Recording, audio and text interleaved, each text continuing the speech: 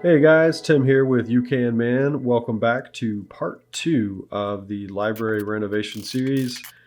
In part 1, hopefully you got to check that out. I did the pocket door and also dealt with that load-bearing wall. On this video, I will be building out a wall that separates our dining room from the newly renovated library and installing double French doors. All right, so getting right into it, I am using that 2x4 just as a straight edge to score the drywall there so that I can then start to tie into the existing structure of that wall.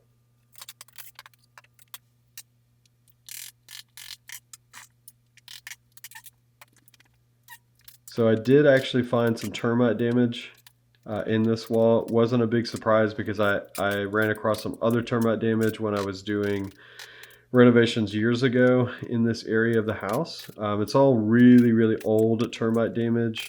Our house was built in 1964. And I guess who knows for how long they didn't have termite protection. I, of course, have termite protection now. I actually do that myself. Hopefully, maybe one day we'll do a video about pest control, include that. But anyway, so this 2x4 that you see there is what had the most damage, and so I ended up replacing that. But I'm going to show you guys what termite damage looks like. So here you can see kind of a closer up of that 2x4 here. I think I'll show a photo here coming up. Yep, and so if you see this, then you've definitely got problems and you're going to want to take that structure out and replace it with something new. Alright, so because I found that termite damage, I decided to go ahead and take out the rest of the drywall on that corner there. And it would also allow me to re-insulate, because the insulation that they used when they built my house was really not adequate. So here I am taking out the drywall, and I think I'm going to show you guys a shot of the back of this drywall so you can see what termite damage looks like on the back side of drywall. Yeah, so here that is. If you see this, that's definitely termite damage and something that definitely needs to be addressed. All right, I wanted to show what this nasty wall cavity looked like. Tons of spiders, old rat poo, and termite damage. Cleaned everything out of there really, really well. Put some spray foam insulation, some foam insulation board, and also some regular insulation in there before I buttoned everything back up.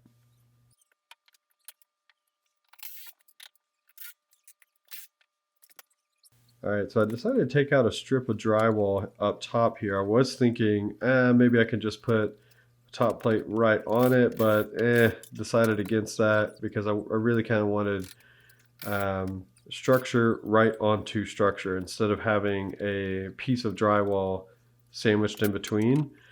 It probably would have been okay to just put my top plate directly on that, but decided to go ahead and take out that strip.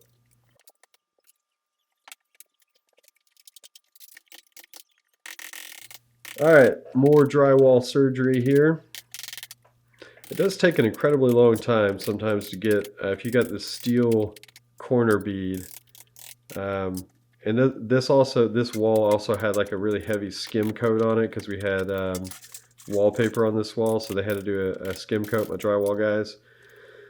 Back when we did our major renovations back in 2009. Anyways, all that to say, it could take a little while to get all this off of here. And you know, if I was doing just full on demo, I didn't really care. Might not take as long, but having to kind of be careful because I don't want to mess up the drywall that I'm not taking out. All right, here I am taking out that corner bead.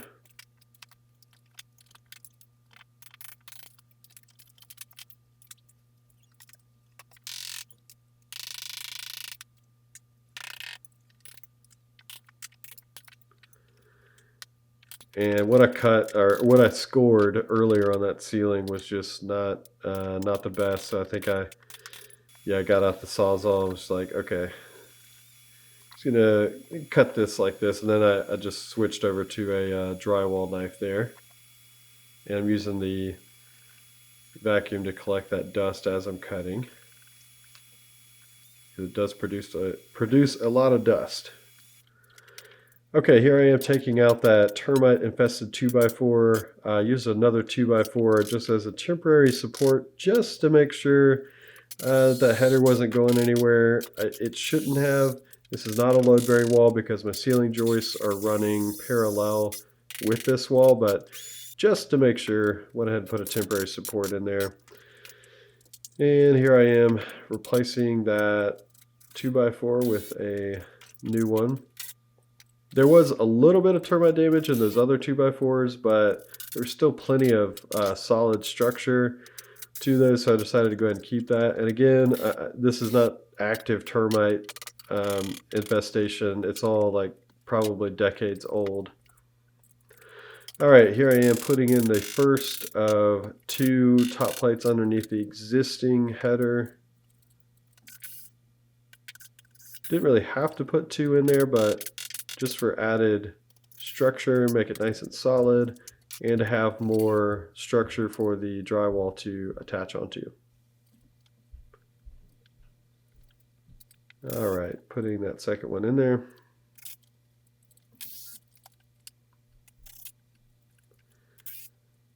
I have cut out a good bit of video just so you don't have to watch me put every single screw in. But at the same time, I do want to show you guys most of the process. Okay, so here is my bottom plate, and I am marking out the center of that entire wall, and then locating where my rough opening is going to be for that double French door. Did want to note this. I cut the underside of that bottom plate ahead of time, and so that way when I go to cut it completely out, I'm not risking my Sawzall blade hitting the finished floor, and that'll make more sense when you see me do that later in the video here. All right, just securing the bottom plate to the floor. Another reason why I chose to have a bottom plate going all the way across is that really makes sure it ensures that that wall is really straight from the existing wall to the existing wall. That way I have a nice straight board across the bottom. I've got structure up top there that I had reference to, but not really on the bottom. So I guess you could do a chalk line and then just do it that way. But it's a little bit easier to do this way. Just put the bottom plate all the way across and then cut out where your door is going to go. So cut out your doorway after the fact. It just makes it a lot easier to do that. All right, so putting my first board up for the header for the doorway. Already put the other king stud in for the rough opening there on the left side. Making sure everything is super level. Again, just really got to make sure everything is level and square, especially in a doorway. It's going to give you so many less headaches when you go to install the door. All right, did decide to make this a double plate header here. Just make it nice and solid.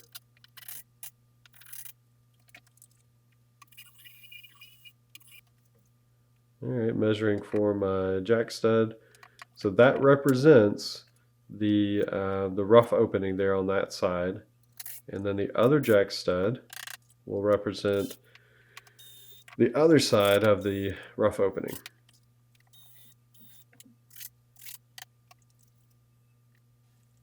And there goes that.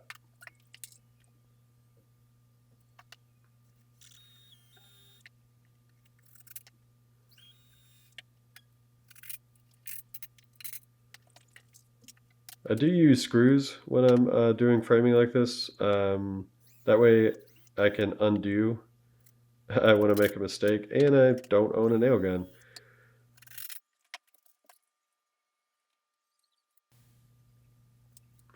Yeah, if you're a carpenter watching this, I guess I should mention again, I mentioned on my first video, I am not an expert by any means. I am not a carpenter. Um, so I guess, you know, a professional framer, he's probably not going to be using screws. Probably got the nail gun and would probably be able to do this in less than half the time that it takes me. But um, and they also might build this wall on the floor and then lift it into place. But to me, it's easier to just build the wall in place.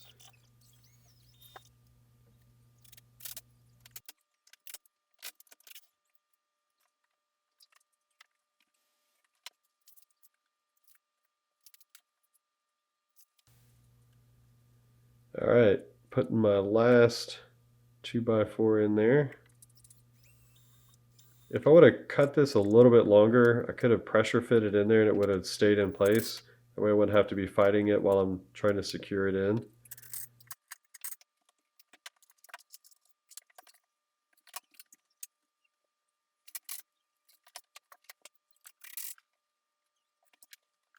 All right, just using a straight edge there to make sure we're all level. Okay, so earlier in the video I mentioned cutting the backside of that bottom plate, and here you can see why. That way I only have to go through half of that board and don't risk hitting the finished floor. All right, my good buddy Josh, next door neighbor, I've known since 6th grade, came over to help me install this French door. You really need a second set of hands when you're installing a door of this size. I would say really any door, but all right, wanted to quickly show the wrong way to tie a large door onto a trailer. Of course, I said that ain't going nowhere, but I was definitely wrong, and when I pulled out, just way too top heavy and started leaning over. I just didn't think this through, so really think this through and make sure that you've got everything really, really secured down.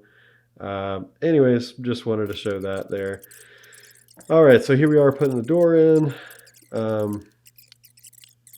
It's really a lot of back and forth, figuring out, okay, move it over a tiny, tiny little bit here. Okay, let's put some shims in here and here and here. Yeah, once you take out the piece that's kind of holding those doors together, it just gets really wonky on you, and has a lot of flex in it, so it makes it really difficult. So having a second set of hands there is such a must. Here I'm showing you that you're gonna put shims where those hinges are. A little hug from my daughter.